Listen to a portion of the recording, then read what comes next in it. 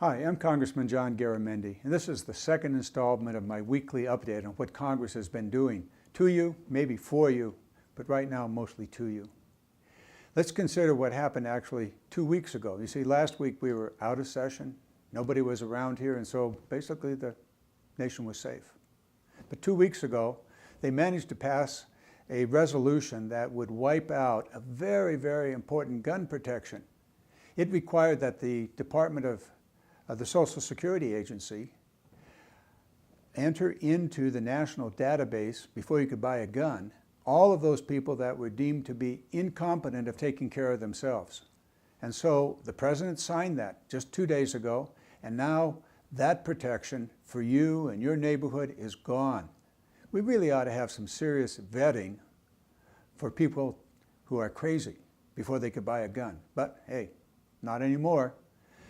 There also, this week, we passed, not me, the Republicans passed H.J. 83, which deals with workplace injuries. It simply required that the employers keep track for 5 years of any workplace injury so that it could be determined if there was something amiss in their procedures or their job or maybe the machinery.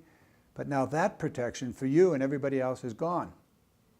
Another thing, you want to retire with a little bit of retirement savings? Does your company have a 401k? Probably not if it's a small business.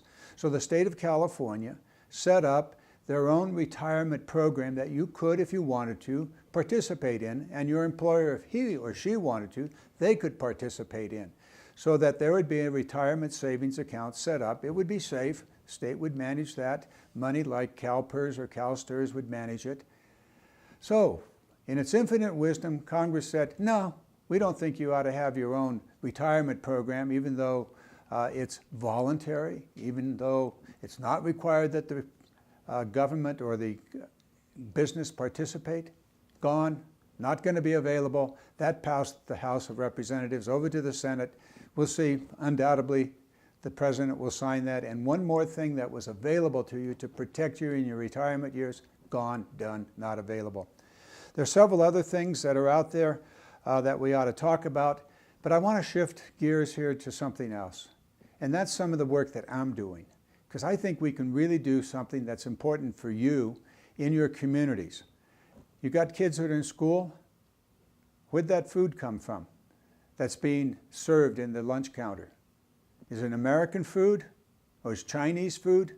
We discovered that a lot of the food that's served in California schools does not come from California farmers. It comes from China. Wrong, shouldn't happen. So we're introducing a bill that's called American Food for American Schools. And what it simply requires is that before your school district goes out and buys food from China or some other foreign country, rather than buying food from the local neighborhood, that they have to get a waiver from the Department of Agriculture. And if it's important, if it's the only thing that's available, and if it's really, really cheaper, which probably won't be good, but if it's really cheaper, then they can get that waiver. But right now, we want them to buy local. We want them to buy American food for American schools. There's another one. I assume maybe you're a senior, maybe your mother's a senior, or your father, and maybe you want to become a senior, that is, live long enough. We've introduced a bill that's called the Fair COLA, Cost of Living Adjustment, the Fair COLA legislation. And what it requires is that in determining the cost of living adjustment, that is the COLA, for seniors, people that are on Social Security or on one of the government retirement programs, that COLA be determined by what the costs are for the elderly. In other words, it is called the CPIE, Cost of Living Increase for the elderly. Not for the working men and women, which is the way it's been for the last 40 years. They've got a different circumstance. But elderly people, people that are retired, they have different. They've got to buy new drugs. They may have somebody to come in to take care of the house, take care of them. Those costs are much, much different than the standard cost of living increase for working men and women. So we hope this is going to work. Again, it's called the Fair COLA Bill. It's H.R. 1251. We've got wide-ranging support from senior organizations all across America. And if you're interested in this, contact my office. Phone one of my offices that's on the screen. thank you so very much. Look forward to next week, and hopefully there'll be some good things that are going on, and we know that there's going to be a few more bad things that are out there that remove the protections that you and I count on. Have a good week.